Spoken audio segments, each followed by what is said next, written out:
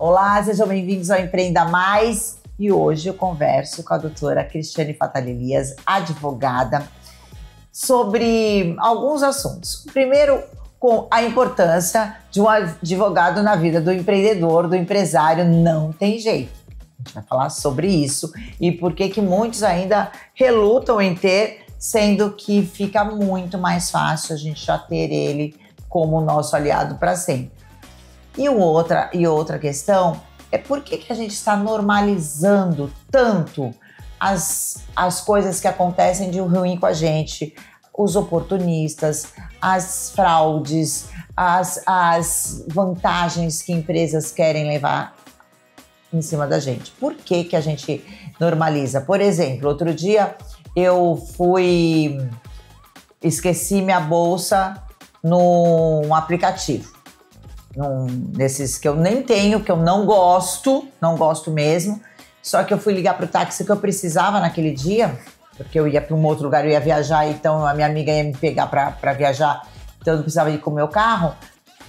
E eu não conseguia falar com o táxi, pedi para minha filha pedir um carro de aplicativo, veio. Esqueci minha bolsa no carro. Fechei a porta, já vi que esqueci. Mas eu falei, ele vai voltar. E na hora eu já falei para a Manuela, falei, olha, vem atrás, já liga para ela, já manda uma mensagem que eu esqueci minha bolsa. E fiquei esperando.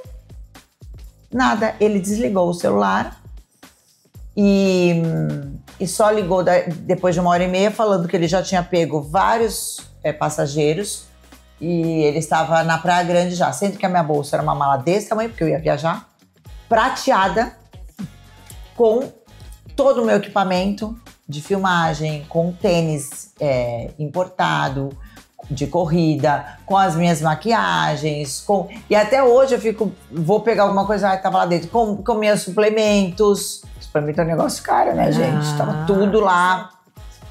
E aí, realmente, eu fui fazer o BO, primeiro que na primeira delegacia, falou, não, tem que ser online, não tem que ser online nada, porque depois eu fui na delegacia do Porto, e aí eles explicaram que não, online é uma opção se você não quiser vir na delegacia, mas tem que ser feito o BO sim. Eles fizeram. E aí eles me falaram que ninguém reclama sobre aplicativo nas delegacias. E se não reclamam, é a mesma coisa quando vocês não fazem BO numa região que você ocorre algum furto do seu bairro, enfim. Se você não faz, eles vão entender que ali está muito seguro, eles vão inclusive retirar segurança dali em algum momento, porque se não tem ocorrência. Então, precisa de ter essa comunicação para acontecer monitoramentos. E quando eu postei nas redes sociais, um monte de gente relatando muitos casos com um carro de aplicativo. Por quê? E outro assunto, eu vou falar de plano de saúde também. Por que isso, doutora? Porque estamos normalizando. É assim mesmo. Eles roubam mesmo. Eles não devolvem mesmo. Não. Gente, é oportunista. Não é só oportunista, é bandido. Porque seja um usuário do carro que levou minha bolsa ou o motorista, levou algo que não é dele. E eu relatei que precisava. Então, assim, a gente está normalizando demais, né? Eu acho assim que o grande responsável disso tudo é o nosso sistema punitivo no país, né? Nossa legislação frágil, absolutamente frágil, que não pune os criminosos, os infratores.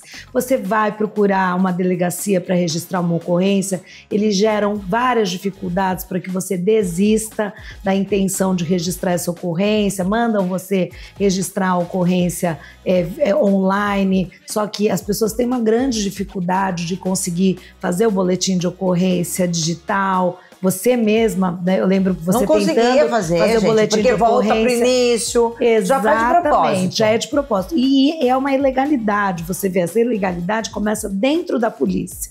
Porque a polícia ela não pode se negar a registrar a ocorrência. Se você se der ao trabalho de ir a uma delegacia de polícia, eles têm a obrigação de registrar a ocorrência. Eles não podem determinar que você faça o registro virtual.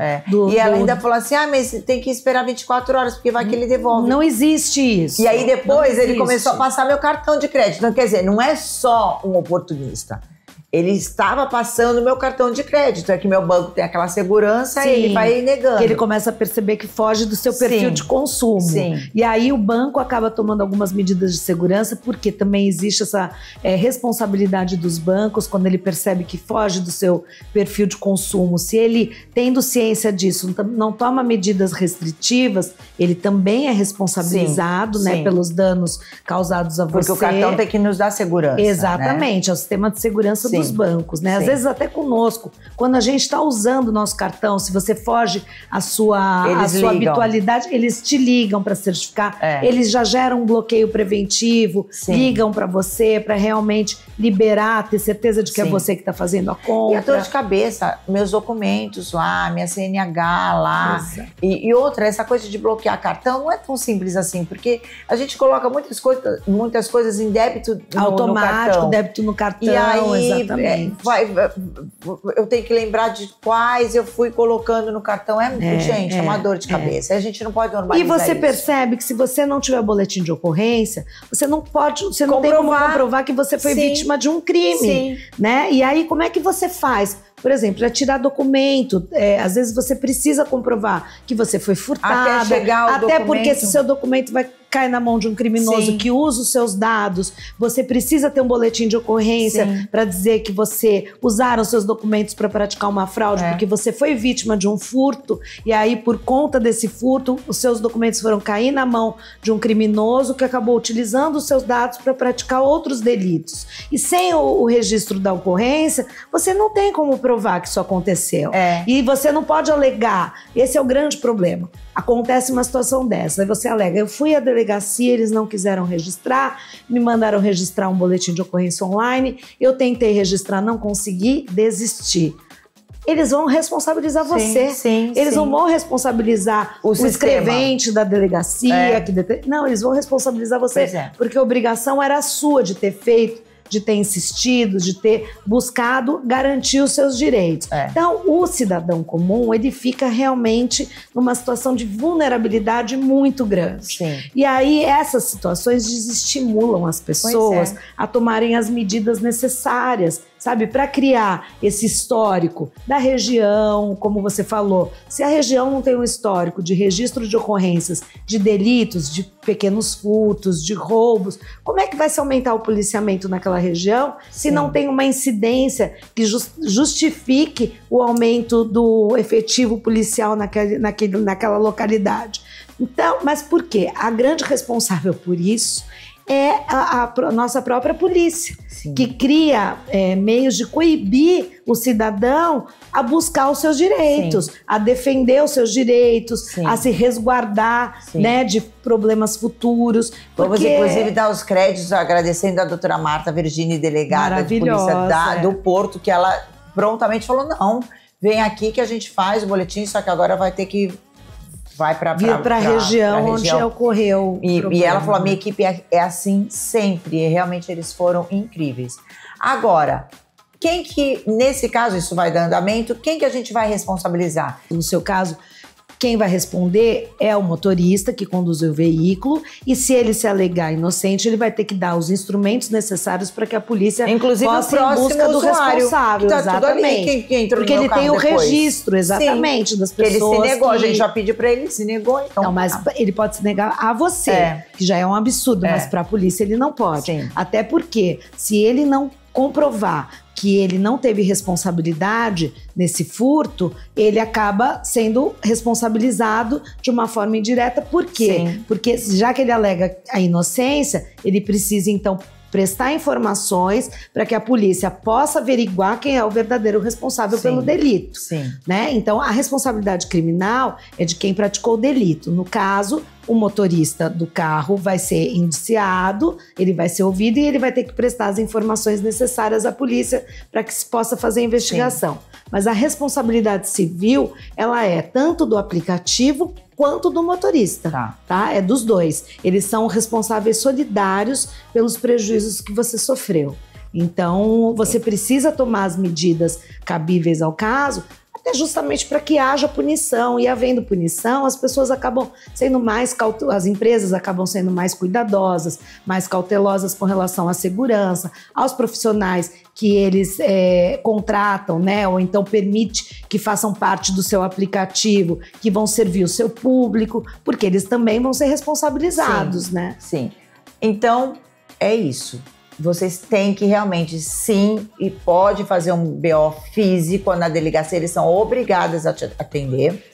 E tem que reclamar, sim, independente do que você perdeu ali dentro da sua bolsa, ou do seu pertence, ou qualquer coisa que você esquecer num carro de aplicativo, é seu. Tem que trazer, tem que vir de volta para você. Exatamente. Então tem que ter um advogado. Outra coisa que é uma questão muito complicada são os planos de saúde. O meu plano de saúde, eu tinha um plano de saúde, agora eu acabei de fazer o Transmontano, graças a Deus, porque eu não quero o plano que eu usava, mesmo porque... Você perdeu a confiança. Perdi, né? A confiança. No momento que meu pai mais precisou, eles deram as costas. E na verdade, assim, meu pai pagou, sei lá quantos anos desse plano. E aí ele esqueceu de pagar 2 meses. E a gente não tinha o controle financeiro do meu pai. Mas, mas a minha irmã estava de olho justamente por causa de medo de plano de saúde. Sim. E quando ela foi ver, realmente, antes ele precisar, ele estava bem. Antes ele precisar usar, ela viu que estava faltando 2 meses, a gente entrou em contato, a gente tem todos esses registros. Tem todo o contato. Na verdade, só tinha. Ele pagou junho, o último, aí faltou agosto, ia vencer setembro quando ela entrou em contato. E aí eles falaram, e foram enrolando até dar os 60 dias. Aí eles falaram: não, já foi cancelado. E a gente tem, inclusive, conversas da Manuela entrando em contato e estava ativo. Então, quer dizer, uma confusão. Sim. E a gente queria pagar esses 2 meses. E logo depois ele precisou do plano de saúde e logo depois ele faleceu. Da mesma maneira, eu relatei nas redes sociais e um monte de gente veio falar dos problemas com o plano de saúde. Então, assim, eles se pautam muito nessa coisa da lei dos 60 dias, só que a gente está entrando em contato antes e eles vão enrolando para que isso aconteça, né? Na realidade, são as irregularidades praticadas pelos planos de saúde, né, Renata? Hoje, eu comentei com você que no escritório a gente tem diversos processos contra os planos de saúde porque eles cobram um absurdo, né? Sim. Você, enquanto consumidor, muitas vezes vai quase o salário inteiro para pagar o plano de saúde porque a gente tem medo de negligenciar com a saúde e precisar eu nem e não sei ter a quem quantos anos recorrer. que ele paga esse plano de saúde. Pagava quase 10 mil reais por mês de plano de saúde. Pela idade nunca dele, usou, né? porque os médicos dele, porque agora os médicos não atendem mais plano de saúde, então os médicos dele só atendem particular. Sim. Então eles pagavam particular, ele só usava para exame e nunca ele precisou ser internado. A primeira vez que ele precisou ser internado foi uma semana e ele não conseguiu usar, a gente teve que pagar tudo particular, porque eu também não ia deixar. Lógico, imagina, pagou a vida inteira, então eu tenho que ter dignidade. Mas eu podia, mas e aí? Quem não exatamente. Pode? É por isso que a gente fala, né? Você precisa consultar um advogado, entrar com uma medida judicial contra os planos de saúde. Que é o que a gente vai fazer. Exatamente, porque eles precisam ser punidos por essas arbitrariedades e irregularidades que eles praticam em prejuízo do consumidor, né? Isso virou uma coisa recorrente. Saúde, cirurgia. Muitas vezes o plano de saúde ou demora muito para autorizar um procedimento cirúrgico ou nega o procedimento cirúrgico, a autorização do procedimento cirúrgico, a gente precisa entrar com uma medida liminar para que essa cirurgia seja, muitas vezes, cirurgias emergenciais, de coração, que as pessoas, de câncer, que as pessoas não podem esperar muito tempo para passar pelo procedimento cirúrgico. As pessoas precisam despender de dinheiro, contratar um advogado, conseguir uma liminar para garantir um direito legítimo de quem paga um plano de saúde muito caro, né? Então você precisa estar sempre litigando com o plano de saúde. Então eu digo, contrate um advogado, antes faça todos os registros, liga para a ANS, pega o protocolo, registra a ocorrência contra o seu plano de saúde, porque a ANS, ela regula os planos de saúde. Então quando o seu plano de saúde cometeu uma arbitrariedade, você registra no saque do seu plano de saúde a ocorrência, pega o número do protocolo. Eu sempre falo, guarde o número do protocolo, entre em contato com a ANS, pegue o número do protocolo da ANS também, e se nenhuma dessas medidas surtir efeito, procure um advogado para conceder uma liminar. Você vai precisar desses números de protocolo para informar na ação, para demonstrar que administrativamente você tentou resolver o problema e não conseguiu. Entre com uma medida judicial, que a justiça ela é bem criteriosa, sabe, Renata? Ainda bem que pelo menos com relação à saúde, a justiça é bem criteriosa e normalmente, havendo o risco com relação à saúde do cidadão, os juízes concedem a liminar para que as pessoas possam ter garantido seu acesso ao tratamento médico. Mas as pessoas precisam se conscientizar de que tem que tomar as medidas judiciais, que você não pode deixar isso para trás, porque é a tal da incidência. Sim. Se você não tem muita punição... Eles vão deixando o plano de saúde fazer o que eles querem. E a gente tem que parar com Exatamente. isso. E é por isso que a gente conversa com a doutora Cristiane Fatali Elias hoje, aqui no escritório dela. E no próximo bloco a gente vai falar quais mais atenções que a gente tem que ter, principalmente os empresários e os empreendedores.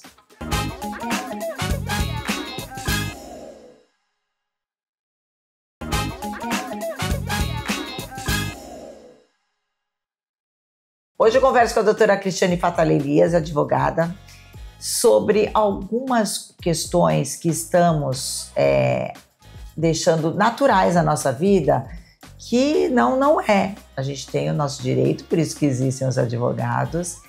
No primeiro bloco a gente falou de 2 casos importantes, aplicativos de carros de transporte e planos de saúde. E nesse bloco eu quero conversar sobre a importância do empresário, do empreendedor, ter um advogado de bolso, como eu brinco, ter um advogado Exatamente. dentro da sua equipe de trabalho, né? Sim. A assessoria jurídica preventiva ela é essencial para o empreendedor, para o empresário, porque a legislação ela está mudando o tempo inteiro. Então você precisa estar atento a essas mudanças justamente para você se prevenir de problemas futuros. Sim. A gente diz que você trabalhar no preventivo hoje é o segredo, né, do Sim. sucesso dos grandes empresários, porque eles reduzem o número de demandas, o número de problemas que o empresário pode sofrer, né, no seu ambiente de trabalho, Sim.